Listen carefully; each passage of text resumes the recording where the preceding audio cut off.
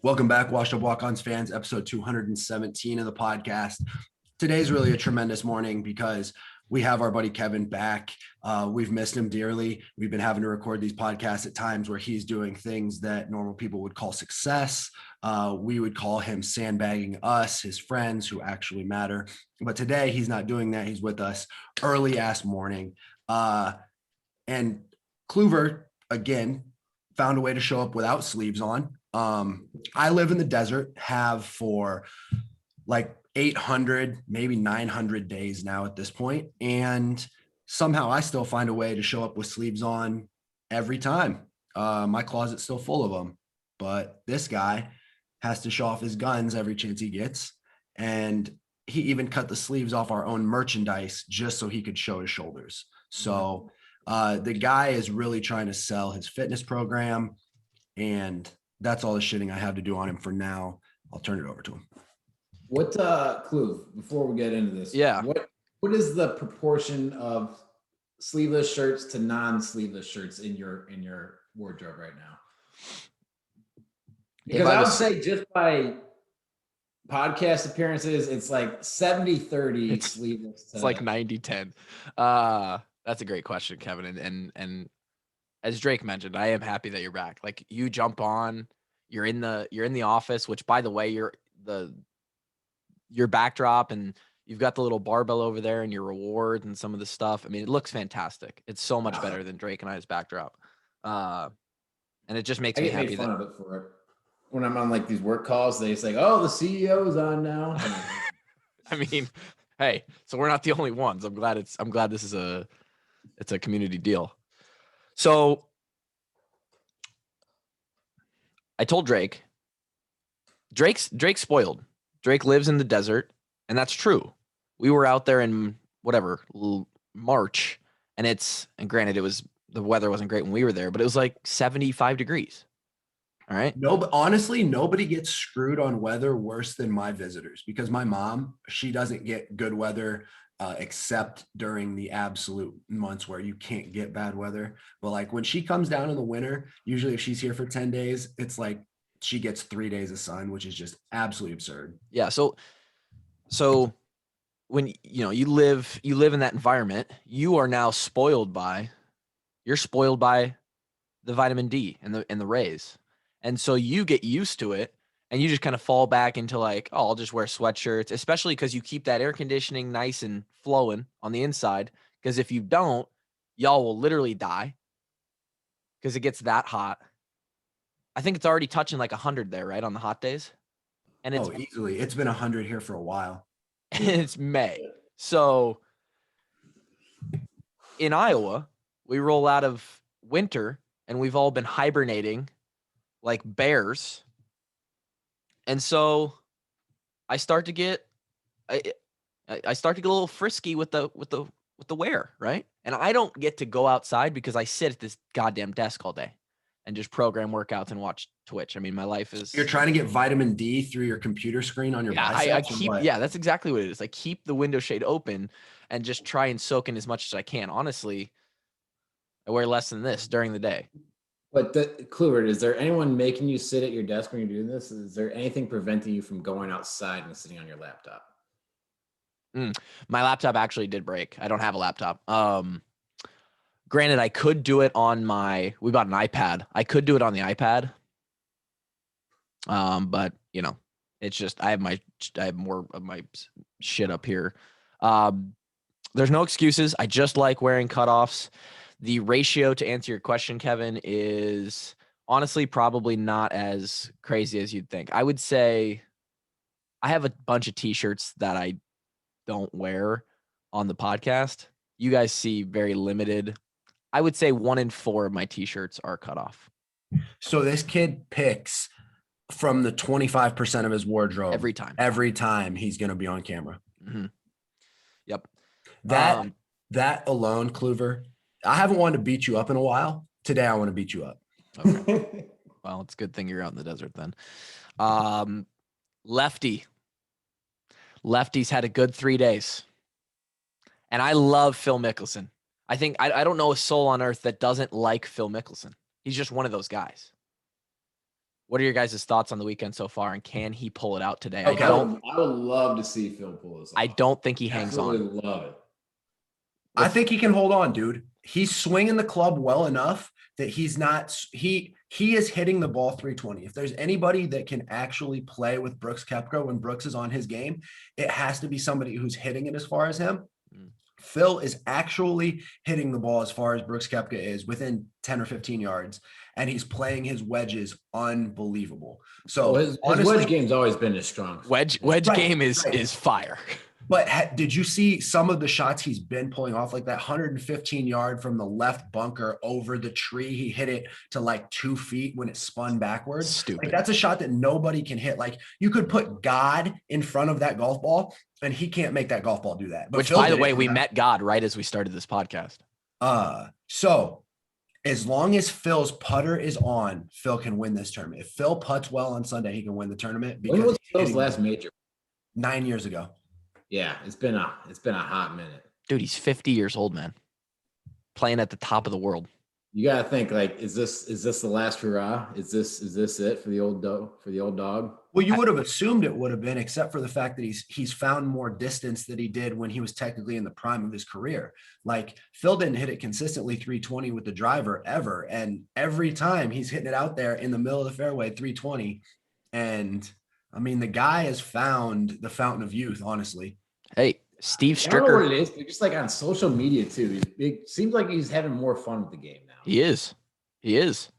And this makes this actually, if you think about it, he has way less pressure on him than he used to. He's 50 years old now, and he's not like, he was competing with Tiger to be the player of the generation, and he was always a step behind. It was always Tiger 1, Phil 2.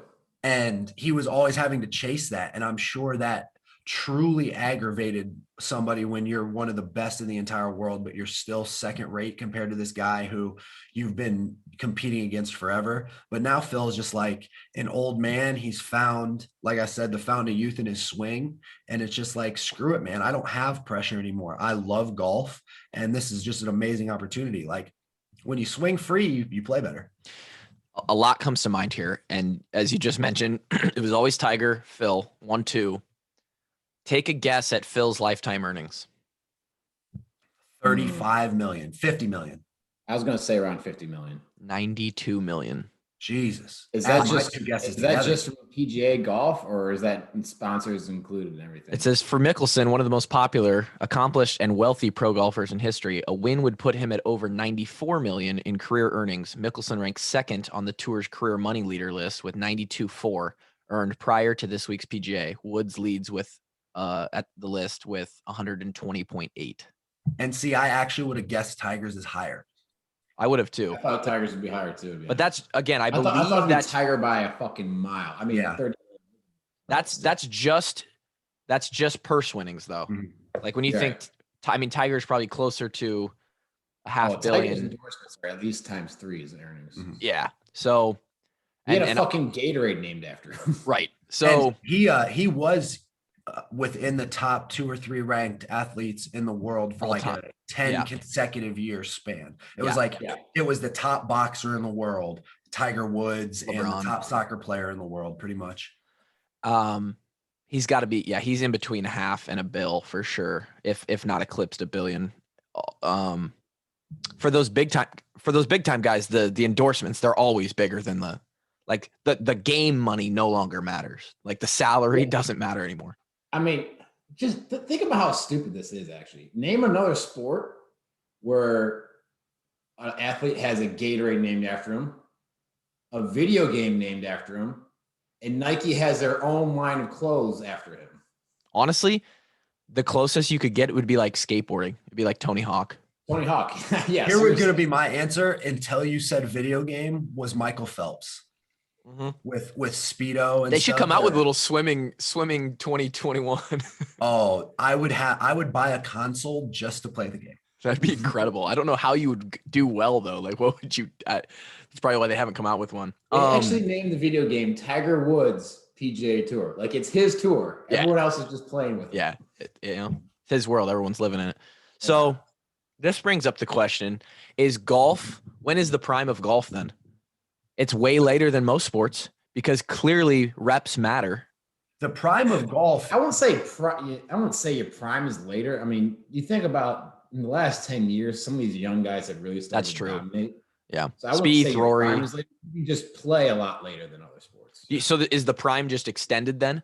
Because your prime can be extended as long as your mental toughness. Because like, if a guy finds, like we see with Jordan Spieth, like he won stupid early and he was like the prodigy child. Yep. But then he went through a swing change, went through a huge lull, and like is trying to find his game back. I mean, he's And still it's one of the starting to best play in the good. world. Exactly. And he has the potential to be in his prime still in the future, as long as he's right in his mind. That's kind of my point, is like, that's why we saw Tiger last as long as he did until his body completely fell apart on him, because he was the most mentally tough. And like in golf, if you got the right swing coach and you got the right mindset, you can play great golf forever. Mm-hmm. It's just one of those things where like, there's no limiting factor other than, or I guess the only limiting factor is being functional in your joints and making, like, that's basically it, right? Like tennis. I mean, your even cardio if you don't hit it a mile anymore. Like I remember last year, I played with this guy's probably mid-60s, and he shot even par on the round. He didn't hit it more than 220 yards off the tee. Yeah, it's the old Zach Johnson strategy. Yeah. Who he hit a 10 this weekend. Good for him. Dude, even worse than that, a guy by the name of Cameron Tringali, he was in second place, 3 under, heading into like 13 on the back nine. And he ended up 13 over on his last 5 holes to shoot himself completely out of the tournament from second place. He went from making a shit ton of money to 0. God, that sucks so bad. Well, I mean, you're right though. Back to he really has been like this social media Phil is what I'm talking about. Like his social media game is pretty fire. And when you've made $92 million and you're 50 years old, like no one expects anything of you. And so he can go out and just play free golf. Now, yesterday on the back nine, he had a rough 2-hole span there. He went bogey, double bogey. And you could tell he's like, he's starting to tense up a little bit. He's starting to get a little tight, you know? The thing about it is that it was only 1.5 real bad swings. Yeah. Like his drive on the second hole, I think it was 12 or 13, whichever one it was a horrible shot. But then his next drive was great. The iron shot was like world class. Yeah. And then he backs it up on the next hole and hits a great tee shot. So, I mean, the guy was playing well. He choked one real shot. Yeah. It's just interesting to me because then you see he's not the only one. Steve Stricker is still playing and he's 54. And Stuart Sink is still playing too. Stuart Sink's son's on the bag too. I think that's the coolest thing ever. That's so great. Like Kluver, you seem like you're watching a lot more golf. You been playing at all? I have this sheet of topics that I want to get to today, and one of them is just golf in general. Like I need to, in a month, I have to go. Not that I'm expected to do well or anything, but I have to go and do that, or I get to go and do the Polk County Eye Club golf outing. So, yeah, man, I think the wife and I we're probably gonna go try and get a few rounds in here at the local Sugar Creek in Waukee. What's even better for a bad new player than playing rounds is hitting on the range, because there's no pressure and you just get to learn how to feel comfortable swinging a golf club. I'll be honest, for a guy that golfs 3 to 5 rounds a summer, maybe now, the biggest thing for me that has helped me get a consistent swing is Topgolf. I've gone to Topgolf a couple. I've gone to Topgolf. Like hitting the range. Yeah, I've gone to Topgolf a couple times, and like more than what most people go and they just try and have fun or hit it as far as they can. I actually use it as like, okay, I don't get a lot of experience with a club in my hand, so I'm going to try and just make consistent contact with the ball here. And it's actually helped me out. Now, I can't. I'm hoping we get one of those over in Eastern Iowa. Oh, it'd be incredible if we could get one. I think it would kill in Des Moines. I really do. I can't believe there isn't one in the Quad Cities. I mean, Bettendorf has a super multi-million-dollar sports outdoor that facility. Place is sick. That insane, and they don't have a Topgolf. Yeah, it would fit right out there. I mean, it'd be insane. Omaha is the closest one to me, at least, and they just built one. So I think at one point, old PDP car was gonna like try and open one. Like, I think it's like, oh man, it's like actually a stupid investment. How not stupid as in it doesn't stupid cost, big, you mean? how much it costs to make one of those things. It's like I forget the number. I want to say it was like north of $50 million to make one of them. Jesus Christ, that's insane. That's gonna take a little bit to get back in the green there.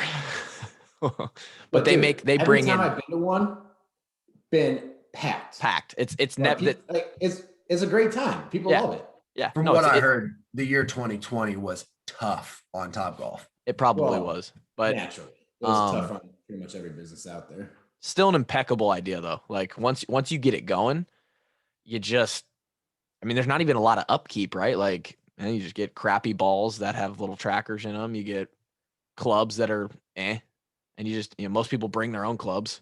I mean, it's like, so yeah, no, I got to get out on the course and start swinging a little bit so I don't look like a complete asshole in front of the old Polk County. I was completely wrong. It was around $20 million for a top. Oh, yes. Okay, we're good. We could probably open one then. Yeah. Eastern Iowa, just because I want one. We have to first open up the Benton Boys Steakhouse under mostly Ike and Josie's money first, and then us three are the bus boys. And then when that makes a crap load of money, then we use that as the initial investment capital for the Topgolf that we open up. So you can lowball yourself on that all you want, but I'm going to put in as much money as Josie and Ike will allow me to. And then I'm also going to play host at the restaurant. So you can busboy your little imp ass out of here. I'm going to be making some cash. I'll 10 bar. I'm not going to be a busboy, but I'll 10 bar. That would be, dude. I was just going to say, Drake would be a fantastic host. Like, I would love to see Drake. No, but that's why he would be a fantastic host. And then you would be an awesome bartender, Kev. And the only thing that comes to mind is Dennis being. Yeah, I was just about to say, I'm just imagining us as the always sunny characters. Yeah. Drake is, I'm Dennis, you're Charlie. Yep, I'll be Charlie. And only people who watch that show get it, but that's a really great reference. Yeah. All right. Here's a hypothetical. You get, and this was brought up because there's an actual kid in this situation that I know, not going to name names. You get offered a MLB contract out of high school. You're talking with the team. You're great at baseball. You're a pitcher. They're like, hey, we're going to draft you first or second round here, and we're going to give you a shitload of money, but you're also an elite football player. And you like football more, but you're going to sign for $1 million or more in baseball. What do you do? How good are you at football? You're also elite at football. How good is elite though? Because first or second round in the MLB draft, like you have 30 some rounds. You're going to see the field on special teams within the first couple of years for sure. You're an eventual starter. So you have to play. No, you play baseball. If you have to play special teams in football, or you can be a first or second round pick in the MLB draft, baseball. So for you, those losers who play special teams. So for you, Drake, it's because you're telling me this kid isn't a automatic starting. He's not an He is not even a quarterback. He's not a starter day one, but he's maybe not a quarterback. But maybe in year two. Is he a quarterback? No. Then it's a no-brainer.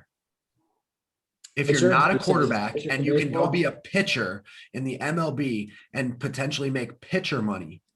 Yeah. And you don't have to take any of the hits. It's not even a question. But how many guys get drafted, then go and everybody Tyler goes Murray. Everybody goes and plays AAA. How many guys actually make it? Well, if you're a really good pitcher, you can definitely make it. Yeah, if you're a really good pitcher, you'll make it too. You got a lot better chance. You got a lot better chance of making it if you're a really good pitcher at a AAA when you're already on the team than as a football player who may have to play special teams. That's how non-actual. Can we stop the hate on the special teams? Listen, man.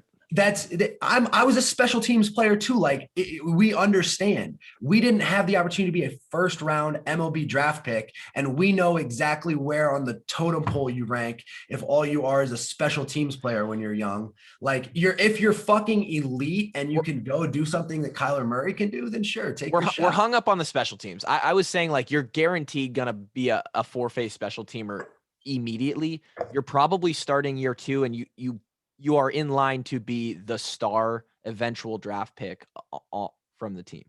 Like that's who you That's are. assuming a lot. That's assuming a hell. That's assuming a lot, but you're also assuming a lot coming out of high school. There's no, not at all, because he's already gotten drafted. No, because like you said, there's $1 million right there on the table. That's what I'm saying. Yeah, you're Kluver, right. You just lost this argument like 3 times in a row. I was just curious. It's not an argument. I'm saying what amount of money do they have to throw at you to take it? Well, all you're thinking about is his signing bonus right there. It's not like however many years he signs for on that MLB contract, he's going to certainly have more than $1 million coming. That's just $1 million guaranteed as a signing bonus, which even sounds like a little bit of a low ball if you're a first or second round pick. But yeah, I don't know. Yeah, I mean, he's literally guaranteed. If they're drafting him, that is guaranteed. And if he has to play 4 years of college football, take that as a unguaranteeable situation. You're baseball 100%, not even a conversation. It's not a conversation if you're that high of a draft pick. But what if you just what if in this situation though, you also prefer football? You like football a lot more. You just happen to be an elite pitcher. That's great. Then you better be in a financial situation that you're able to turn down a potential $5 million in your life, you know? Why don't you go to college and do both? Sure. Can you get drafted and then you just hang out and play football? You can get drafted and you can just decline it and just go to college. Yep. But then you don't get the money. Correct. Obviously. Right. If you get drafted, did they still have rights to you when they? Only for like a year, I think. Okay. And then your mic's fucking up. Baseball's like you can get drafted again after your junior season and then after your senior season. Okay. All right. Yeah. Plug your mic quick, Kev. All right. Well, that was in this situation.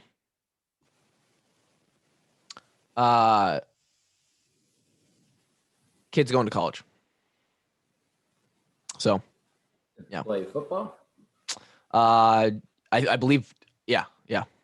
Football. Is this person going to an elite institution that pumps out NFL draft picks? I would say average. Is this person going to Iowa? No. So, Kluver, now you just told me that this player was unreal elite at football. Yeah. Unreal elite football players don't go. Okay. He's not unreal elite on a national level. So like, dude, you've made this even easier of a pick by talking yourself backwards by the end of it. Not a high school All-American. He might be with one of the. I'm not sure. There's like 5 All-American like games out there now. So like, yeah, if you're not in one of them, I'm with Drake. You're probably. I think he might have been selected to one of those games. So, he's not a top 25 guy in the nation, but he's maybe a top 500 guy in the nation. Well, he just theoretically got drafted as a top 8 in his position in the entire country. So, yeah. I mean, that's already drafted. So that's my decision. Grown-ass dudes in college in the equation too. Yeah. So, I mean, unless you just really love football that much more than baseball, take the money. Well, I mean, we're talking to Kevin Ward. Kevin, roll me to the bank in my wheelbarrows of cash, Ward. I mean, look, he's got a fucking built-in his office. It's just he's the CEO. It's who he is, baby. Guys are home training over. Drinking from my Shake Shack or my Witch. Drinking from his Witch cup. Yep, those cups. Hey, those cups are elite, man. They're even more elite when they're carrying 32 ounces of Oreo milkshake. Yum. Guys are home training right now. Dude's got a 4-week break, the biggest spring to summer break an Iowa football player's probably ever seen. When you guys went home and trained during those times, I'm curious, how closely did you follow the card that we were given? Did you do more weight because it was always very light? Did you do the exact same amount of conditioning reps, or how did you guys approach those 3 weeks?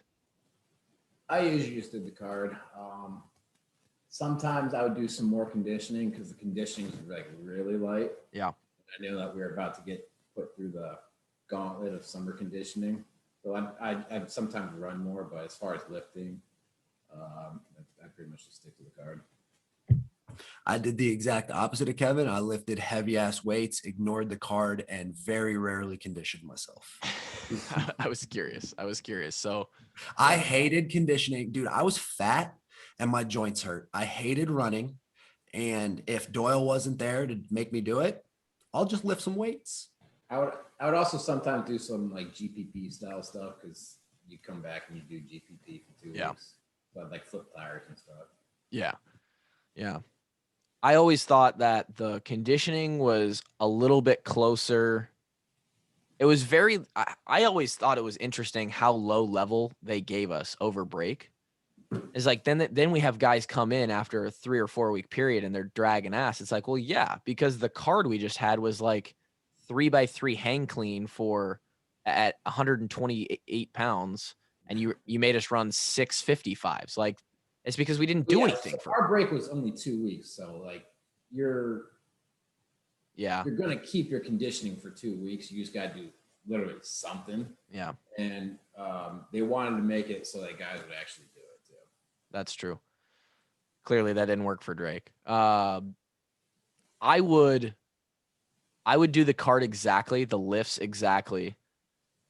I would up the weight on the lifts so that they were actually closer to like maybe in the 70% range, 60 to 70% range instead of like 50%.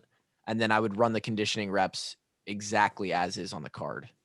And then I would usually throw in an extra like CrossFit Metcon that was 10 to 20 minutes long to add some conditioning into it. GPP stuff. So I don't know. What did you guys... This is another interesting. Is Zach doing it right now? Yeah, Zach's been coming over and look a lot like what we used to have. Yeah, it's the same shit. I think they have 3 weeks worth of stuff. Conditioning days were, one day was 55s, one day was cut 85s, one day was 60s, and it was like 6, 8, 10 reps of each, I think, as it went down the week. Dude, if you ever thought I was doing 10 cut 85s at home by myself instead of just doing 2 extra sets of squat and calling it a day, you're out of your mind. It might have been on the cut 85s. It might have been 8 for the big week. It might have gone like 6, 7, 8 or 4, 6, 8 or something like that. They also gave us crossfields when we were home too. Yeah, which we never did at Iowa. And those I actually ran. I remember doing crossfields one time. In 2015, it was the first time I had come home and my family had moved to Ankeny because I remember doing it on the Ankeny practice field. I couldn't complete it. I must have done it wrong because I was getting to be in pretty good shape by that 3rd year. Like I could hang and I wasn't missing reps anymore. Could not complete the crossfields. Like I couldn't do it. I don't know what was wrong with me. So yeah.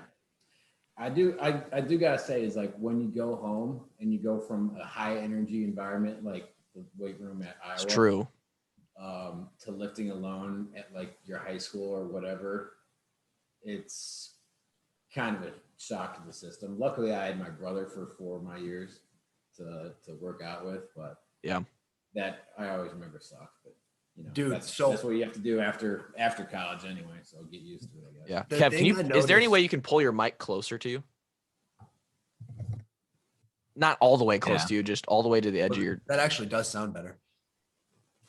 Just there you go.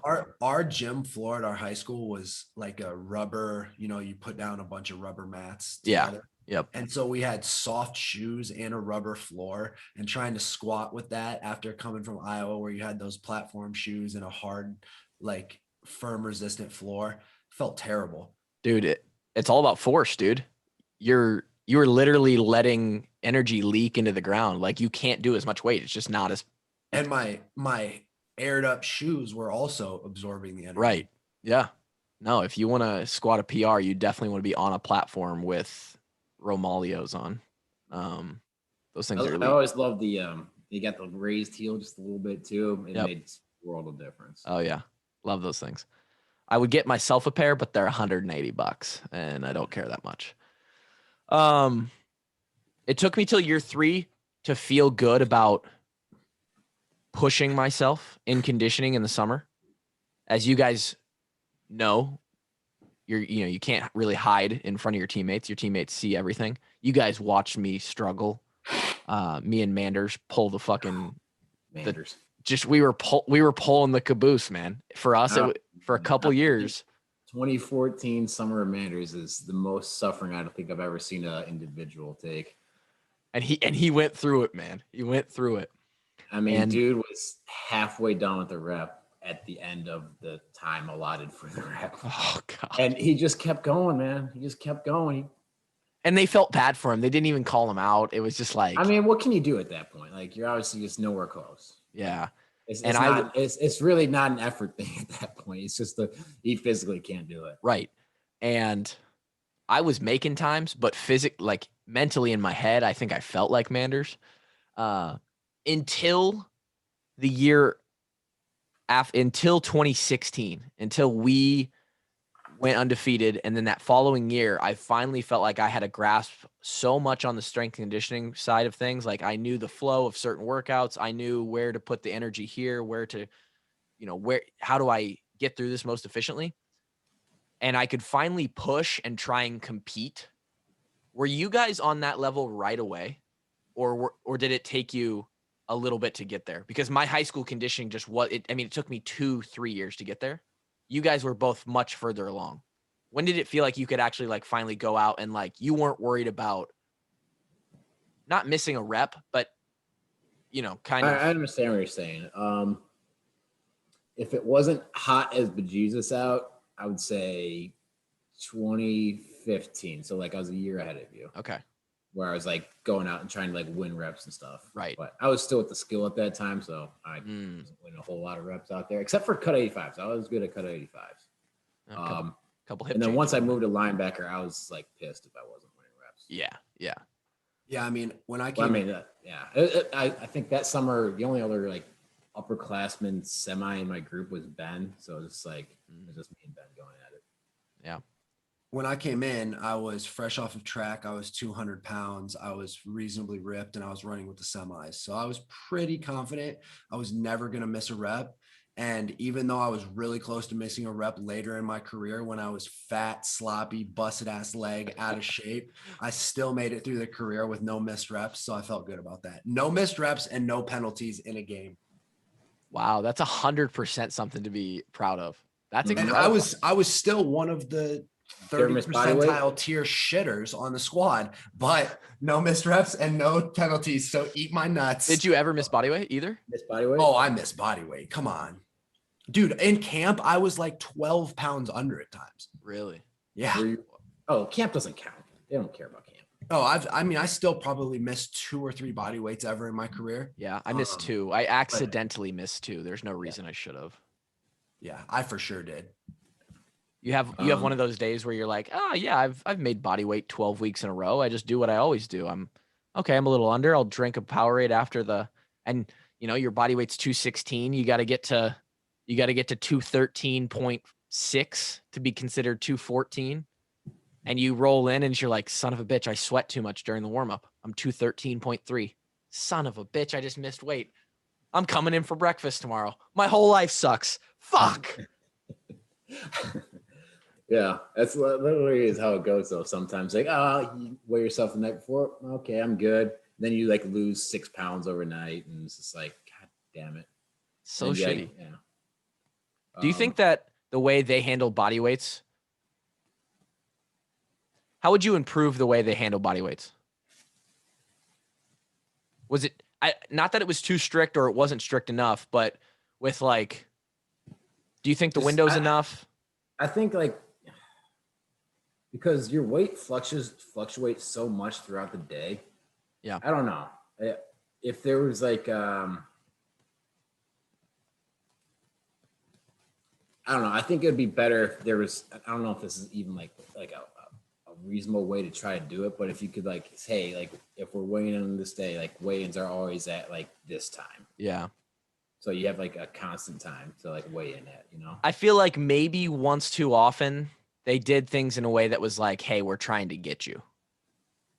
Maybe. Yeah.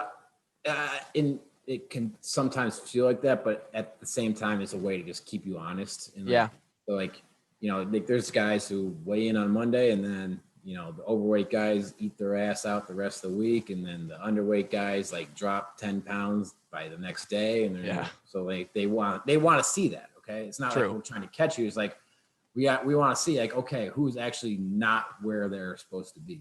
Yeah. No, it definitely grabs the people who are really scheming the system. But for those like, me or you who are pretty close, but like you might be a pound or two off late in the week. And then you eventually get back. You're like, yeah, that's kind of annoying that we had to weigh in. I don't know. And I think maybe a better way they could have done it. And I don't know, maybe they did do this with guys who were body weight problems. Like that was never us, so we probably wouldn't know. Is like having honest conversations. Like, okay, I see you're always weighing in 2 pounds under your goal weight. Where are you actually sitting at? Right. Because if you're always 2 pounds under your goal weight, there's no way you're probably 5 pounds off your goal weight, like walking around normally. You know what I mean? Yeah. I always had a little bit of an issue with them determining exactly what your weight is. Yeah. Best when they're not the one inside your body feeling what's happening when you're trying to get to a certain weight. This is exactly what I was going to get to. Yep. And like there were times where I saw, not me in particular, because my goal weight was actually a good goal weight. And like if I was living life properly, hydrating properly, getting enough protein, like I was going to be around that goal weight. But there was guys who had to increase their goal weight so rapidly that they were living life in such an unhealthy manner that it caught up to them maybe even years down the road. Yeah. So what sparked this question in my head was, as I get a little bit further away from the program, and I really in life, I'm starting to do this a whole lot more too, which I think everybody should question everything always, because you shouldn't always just take things for exactly what they are. I know that I respected Doyle and that staff and their ways with the utmost respect. Like the rules were the rules. I was going to follow them. I was going to get it done. And at the time, I wasn't going to really ask questions because it didn't fucking matter to me if I had ideas of, I was 20 years old, right? What do I know about how a kid should, they've done it for 20 years. But as I get a little bit further away, I start to look back on different things and I think, is there actually a scenario where we were just doing everything the right and perfect way it should be done? Or where could places have improved a little bit? And the body weight thing comes to mind, especially with the whole conversation about Devontae Smith this last year. Dude weighs like 114 pounds and wins the Heisman. And they're pretty sure, all the experts say he's probably going to do pretty good in the league as well. It makes me think like, I think it should have been a more open conversation, like you said, Drake, is like, hey, we want you at 225. Okay, we'll take me specifically. We want you at 218, I think was my body weight by the end of my career.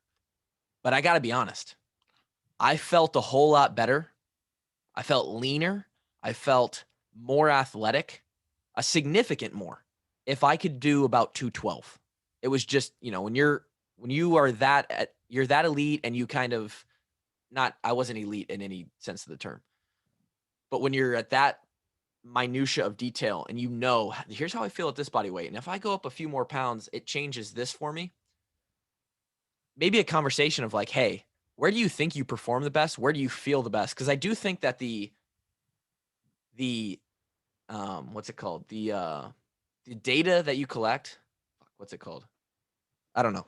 The personal data that you collect. Quantitative data? No, it's like, God, I suck at this. It's just data that you have. I don't know. I can't think of the word. Anyway, your opinion and how you feel and the data that you collect inside of your own brain and like, hey, I did really anecdotal. Yes. The anecdotal data that you have on yourself and what they have as an opinion of, hey, here's this guy, he should weigh this much. I think they should both matter. This should matter. But at the same time, Clue, what is one of the like, I remember when you're training for the NFL, like you're drinking a gallon of milk every day, trying to get up to, what was your 240? 240, yeah. Yeah. So, and there's a reason for that. You know, NFL teams want a long snapper that can be big enough to block and protect and stuff like that. So that's why I think they, you know, have their set goals for you too. So, right. I mean, yeah, you can't just like, yeah, a guy might feel better playing cornerback at 168. He's not going to set the fucking eggs versus a fullback from Wisconsin at 168. Okay, we need you at 180. I know, that's just the way it is. And I understand that. I don't think that we should let Kevin Ward come into the program and decide his own body weight either. I'm not going all the way to that. But I do think that, and with my body weight for the NFL thing, I clearly, you know, I quite honestly, my performance was going to take a massive hit because of the extra 20, 25 pounds that I put on. I probably was not going to snap as well. And I most definitely wasn't going to cover on punts as well at 240. But the only reason I did that was because they wouldn't even consider looking at me if I didn't weigh that much. So that was a different situation. And the reason they do that is for good reason, right? When you're in there on a PAT or field goal, they've got 330-pound nose tackles whose only job is to run straight through your dumbass. And so you have to put something in the ground to get in front of them. At a certain point, you know, in the game of football, mass moves mass. You know, I don't care how strong you are at playing linebacker. You know, a dude who's 300 pounds and you got to take on a pulling guard, like you got to have some weight behind you. Yeah. You know? I just think like maybe it's a 3-pound window either way. That would have been just a little bit more lenient, or I think they have increased the leniency. Okay. Yeah. I think. Yeah. Here's my 2 cents on this. Here's my 2 cents on this. And it's something I was thinking of while you guys were talking. You know how advanced we got in measuring performance quotients? By the end of our career, how advanced the staff had gotten through like the pressure plates and that new thing that Nick got to measure like latency period in your muscle reaction, et cetera, et cetera.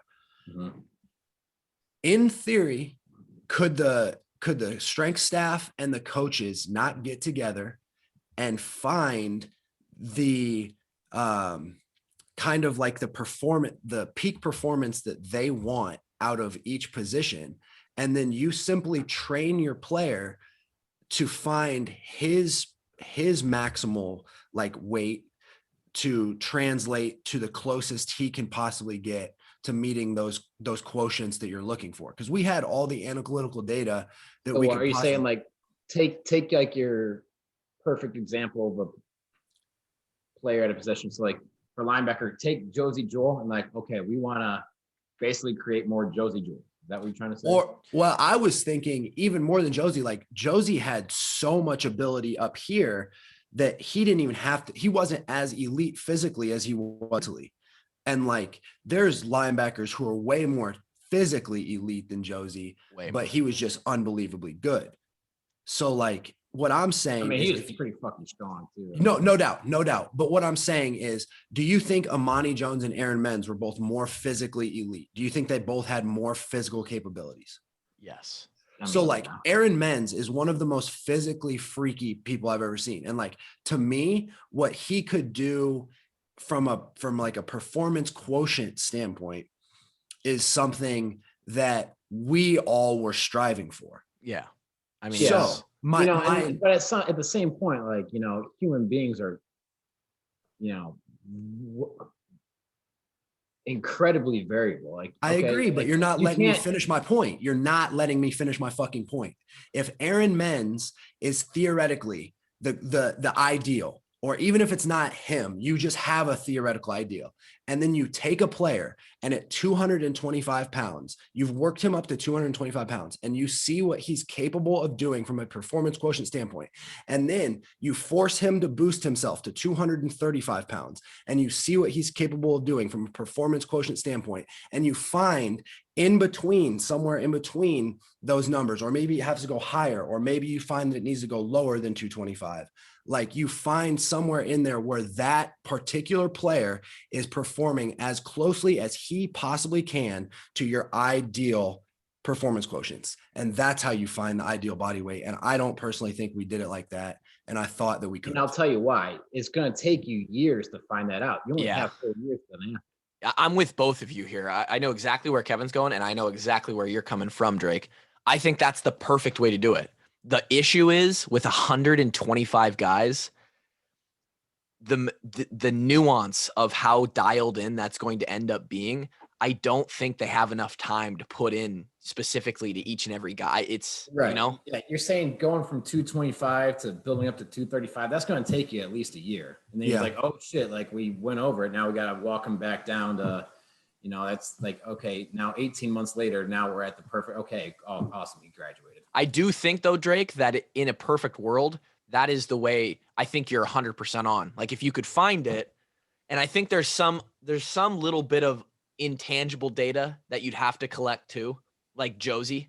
Like, okay, I understand like you're always wanted your performance quotients to be as high as you possibly can, but there's also some form of like, okay, well, if it takes just insane levels of eating to get to this weight to meet that quotient, and now that amount of diet is fucking this guy's mental up, and that brings him down mentally in the game, like it's just so nuanced to create. That's just all stuff that you can try to quantify, but you really just can't.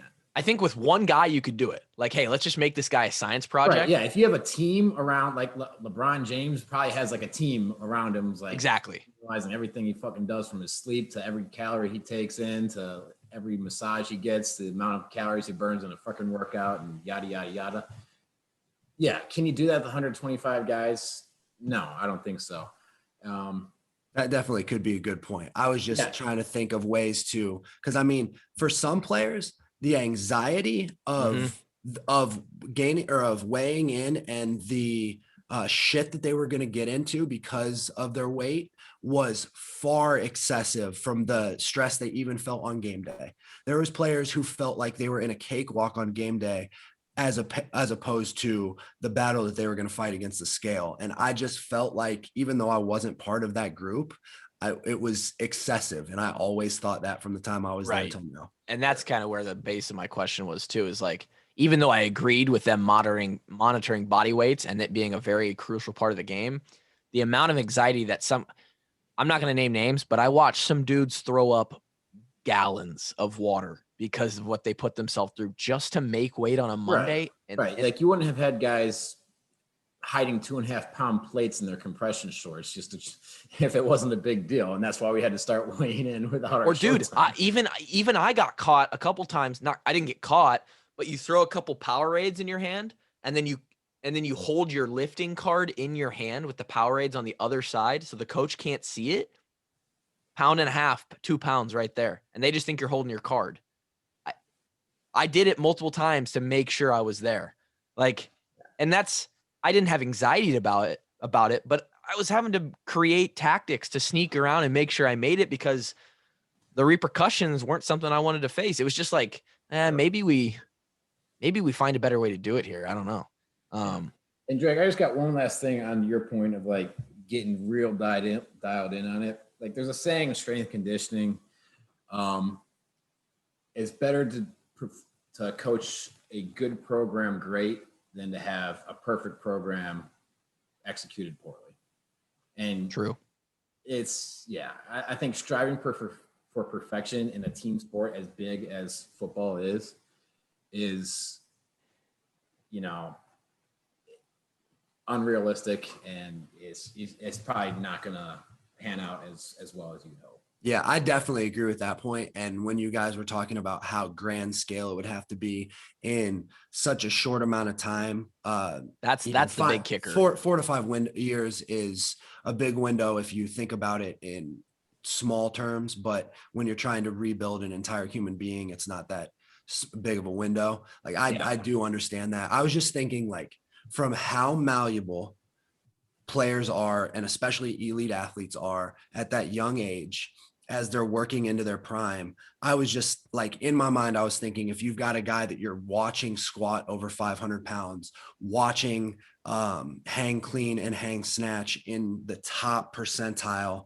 of not only his like classification, but of his body weight standard, and you're just watching the guy perform in front of your eyes and by the standards every way you want him to, what's the point of making him pack on just a few extra pounds? That's just kind of what I was feeling. But DeMarco has, I've seen him post multiple stuff about this and other strength coaches that he knows about, like, hey, your guys are strong enough. They're strong enough. Like, the dude squats 600 pounds. We don't need him to be any stronger. Let's focus on some other areas. And it kind of, that's one minute example of like how that would go into. I do think the protocol that you just came up with, Drake, that super just elite, let's create a robot protocol, it might work. It might be best for like a private coach of individual athletes. Like if you're an elite wrestling coach and you have 4 athletes who are trying to make the Olympics, you could do it with those 4 athletes. Or you're an elite tennis coach and you have 3 guys who are trying to win Wimbledon, right? You could do it with 3 guys at an elite private level with all those resources, college setting, and especially those guys who are like, hey, you might have an 8 or 10 year career to try and be the best you could be from 18 to your 30-year-old, right? College football is just not going to happen, but if it could happen, it would be extremely interesting to see. I mean, and like you kind of said it yourself, Drake, like, we worked to get this guy up to 225. Like your first 2-3 years in strength in the program is like, they're just building you up. Right. There's only a couple of guys they put on the advanced card in his second or third years, that's usually the juniors and seniors that are on that advanced card. Explain that for the listeners, Kev. So when you first show up, there's 3 kind of 4, 3.5. Yeah. Groups of what they call of like what lifting program you're in within it would be like a readiness classification. Sure. There's your Devo 2s, who are the guys who literally just showed up on campus. They're learning how to. They're goblet squatting with 35 pounds. They're learning how to warm up, goblet squatting, dumbbells, and they're learning how to wipe their ass and tuck in their shirt.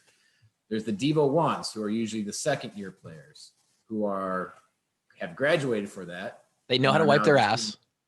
They know how to wipe their ass, and they're doing, heavy lifts, but like basic type of movement patterns, movements, and basic programming. So you're doing 5 sets of 3 at 85%.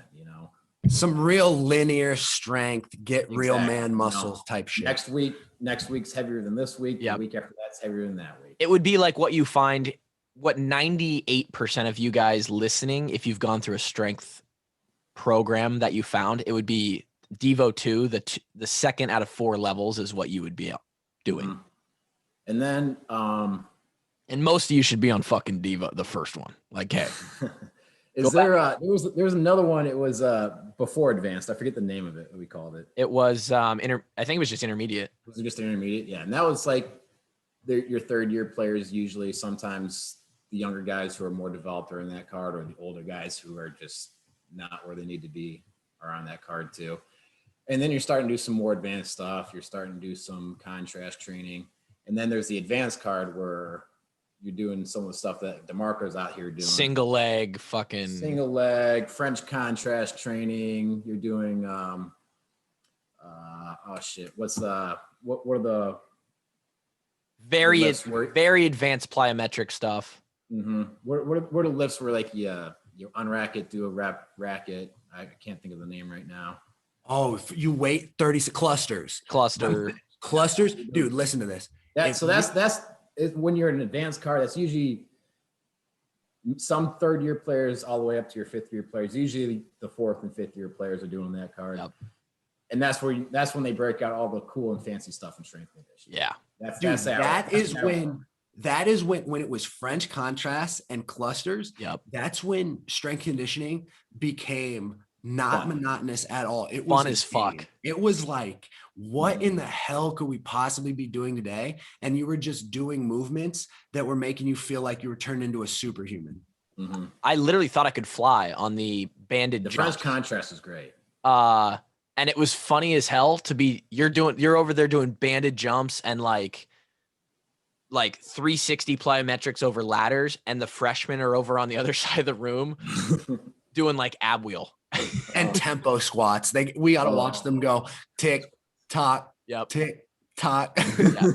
lying march. Yeah. So I mean, you're not even there until like fourth year. I mean, it takes a while to get there. It's just not enough time. And that's when, in theory, you would start doing your dialing in, which some guys truly. Good call. Some guys are leaving in 6 months after their junior season. Right? Yeah. Not us, but not us. Would have stayed. wow, this podcast got deep. I need to just do this more. Bring topics like this and just fucking. Here's one. It completely. This is stupid. This is why this podcast is so great. Now, if you're making a peanut butter and jelly sandwich, is it strawberry or grape jelly? And do both the peanut butter and jelly go on the same slice of bread and the other just covers it? Or do you put the peanut butter on one piece of bread and the jelly on the other piece? It's peanut butter on one piece of bread, right? Strawberry on the other piece of bread, and you put them together. Hey, Kluver, I want you to let them know that I have the peanut butter and jelly hack and they don't. And you go ahead and let them know my peanut butter and jelly recipe, and all you guys have been doing it wrong for your whole lives. Okay, I'm gonna come back to you, Kevin, because I have some shit that is like with the peanut butter and jelly mixed together in the same jar. Oh, that's weird. Don't do that. Yeah, don't buy that shit. Do not buy that shit. Okay, I'm gonna come back to you, Kevin. Drake, when I was out in Arizona, he was a gracious host. He was a fantastic host. And he, without even asking, we weren't even talking about it. It was middle of the afternoon. We were hanging out. We were actually out there working around with a dumbbell. We were dipping our foot in the pool. And all of a sudden, Drake walks out into the backyard with a Hawaiian sweet roll. Okay. Was it peanut butter and jelly? It was a pan fried. Yep, pan fried. With butter, Hawaiian sweet roll with peanut butter and jelly on the inside. So the peanut butter and jelly like melted down into this crisped up fried Hawaiian sweet roll. So pretty simple. You tear that sweet roll apart, you butter both halves, you get them a little toasted on the pan. Butter that biscuit up. Oh yeah, you butter it up real nice. Okay. And then you just slather it with peanut butter and jelly and you put it together. It's nice and warm. The peanut butter starts to melt just a little bit, and that I'm a grape jelly guy. I'm a grape jelly guy. Now I like strawberry jelly, but I prefer grape. And I think you're correct that you should put both on separate pieces of bread. However, when I make them, I just put both on the same piece of bread. So I don't know. Here's where I'm going to go, Kevin. You're correct on the separate pieces of bread because they spread evenly and you can tell if you have the correct ratio that you want. Okay. And you get it everywhere you want it on the piece of bread. Right. Everywhere. True. Secondly, I will take any jelly that you give me. I don't care if it's red, green, blue, purple, gold. You can give me peach jelly, apricot, blueberry, blackberry. I don't care. I'll eat it. I do think if you don't fry your bread, you're a little bit of a Neanderthal. This is 2021 and we have a lot of devices within our homes to heat our food. Yeah. And you're silly if you don't, because it is simply better. Now, what is your drink with your peanut butter and jelly sandwich? It's got to be a cold glass of milk.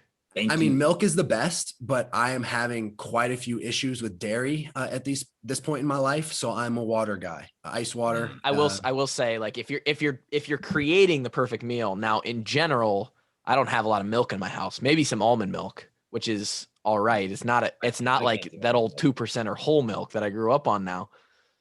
But yeah, it's peanut butter jelly and a glass of milk. And I do, for anybody listening, you could even do it with just a couple slices of white bread or wheat bread, man. Just throw those butter those up and toast them a little bit on the pan and then put Drake's onto something there. Yeah. What's the difference between jam and jelly? can't jelly. I can't jelly this dick in your ass. That was a boy's joke. That was one. Sorry for the 30 to 60-year-old women out there listening for that one. That was an old that's a college 22-year-old guy joke right there. I'm sorry, Mom and Aunt Bonnie and Aunt Kathy. I know you guys are listening. That's tough. My apologies. I like jelly a lot. I used to put it on those breakfast sandwiches that old Hy-Vee Mike would bring us. Oh, and then take it down to the special teams meeting so I can listen to get your fucking pads down. All right. We got punt today. Hey, fix your demeanor. Where's Ward at? Is he in here? Sitting right. We didn't have to worry about that question. sitting We right knew in the Kevin front. was front and center. That's That's what one thing time- you never had to that's worry what- about this group. Pre-podcast, post-podcast, it has become an issue. Yeah. But pre-podcast, we never had to worry about this group showing up on time. Yeah. I think I'm gonna leave it there, man. I got a couple more topics, but who knows? I'm gonna save him for a little. That was a solid hour right there, and I We hope actually that talking about real stuff too. Holy real shit. stuff, man. So I can't take credit for me just bringing up these random topics and questions. This is for the walk-on army now. Now this is what I did last week. I said I'd go to Abu Dhabi to find Bob Sanders, and I actually had somebody in Abu Dhabi who lives there, Hawk fan, who listens to the podcast, reach out and say that they have not seen him there. That is now my. Please tell me you're telling the truth. I'm dead ass serious. That is now my favorite Hawk story of all time from this podcast. That's the coolest thing that's ever happened. So he said I have not. Send me the screenshots of that. I will It's so send you the fucking screenshot. funny. I will post for the Patreon members. I'll post the Twitter DM in there. Leave out the name. I'm not kidding. Someone who lives in either Dubai or Abu Dhabi said, "Hey, I live out here. Haven't seen Bob Sanders. Would love to hear him on the pod." And that's my dedication level to this show that we do for you guys. And here is another example of my dedication level. I listen to other podcasts, not just for enjoyment, but also to take notes and figure out how I can be a better interviewer of both the guests that we have and my two co-hosts, because then it creates good content. And clearly today was an example of that. So you get a little bit of Lefty going for a PGA championship. You get a little bit of toasted peanut butter and jelly. Yep, there's Drake right there. Drake, you are Lefty, aren't you? I forgot about that. That's why I cheer so hard for my guy Phil, man. Well, Back when Phil was on the major drought, and I was like, Dad, is he ever gonna win a major? Like, are we ever gonna get to watch Phil win a major? And then he did, and dude, you just jumped up and I saw some abs there. What's going on? You ain't eating those peanut butter and jellies, are you? Holy shit. Peanut butter and jelly for you. Hey, listen. I did a really bad job of cutting weight. I got really sick because of it. And I don't even know what my body weight is right now. But I guarantee you, by my body weight alone, the Hawks would not feel comfortable walking me out at corner. They wouldn't offer you a walk-on spot right now for sure. No. Not a walk-on spot. I'm saying they wouldn't. I couldn't come in and play linebacker. They wouldn't want me to play corner. You skinny, huh? You're not that low, dude. There's no Dude, way. how many, I'll bet you You're not After- 200, but you're not 170. I bet I was under 190 at my lowest, at my sickest. Probably. Yeah. Dude, But you could play corner. you at own a 190. scale? No, I don't. I would suggest buying a $10 scale. Yeah, get a Yeah. scale, man. There's scales at all my gyms, but when I felt my worst, I didn't even stand on it. I was 199 this morning. I'm the beef god. No, that's Brian Ward. And please don't ever disrespect that man on my podcast ever again. He's got that old Striation. man strength still. He's lost. I believe that because he's got hands like frying pans that can fit 4 pieces He does. of potato bread at the same time. Talk about a guy who could make a little PB&J. That guy could eat a big one. So I mentioned the goober. You're gonna lose a lot of respect for my father after I. He was the man that wanted the goober. That's why we had it in the house, and I hated it so much. Beef, listen, if you eat goober, I'm going to the store and getting goober, and that's that. This is now a goober podcast. No. He's and wrong here. He's 100% wrong here. No goober. I'll leave all the listeners with this. If you haven't, if you're still listening and you're interested, you have the time, go check out Kevin's Twitter. He posted a video of his girlfriend's dog playing in the water, and it'll make your heart warm. What kind of dog is it, Kev? Golden Retriever. Oh man. Yeah. So the best. It's a video that could go viral if the right things happen. Go ahead and tag Rate My Dogs, and I'm sure they'll love the content. Yeah. So we hope you enjoyed this episode. We sure did. I had a blast recording this one. We'll be back with maybe a guest, maybe some more random topics. I kind of like this shit. Hope you guys have a fantastic week. Fucking if you guys could smell how bad I smell after recording this podcast, wow, you might not listen to this podcast anymore. And that's how I'll leave you. Okay. Well, golden retrievers and Drake's body odor. See you later.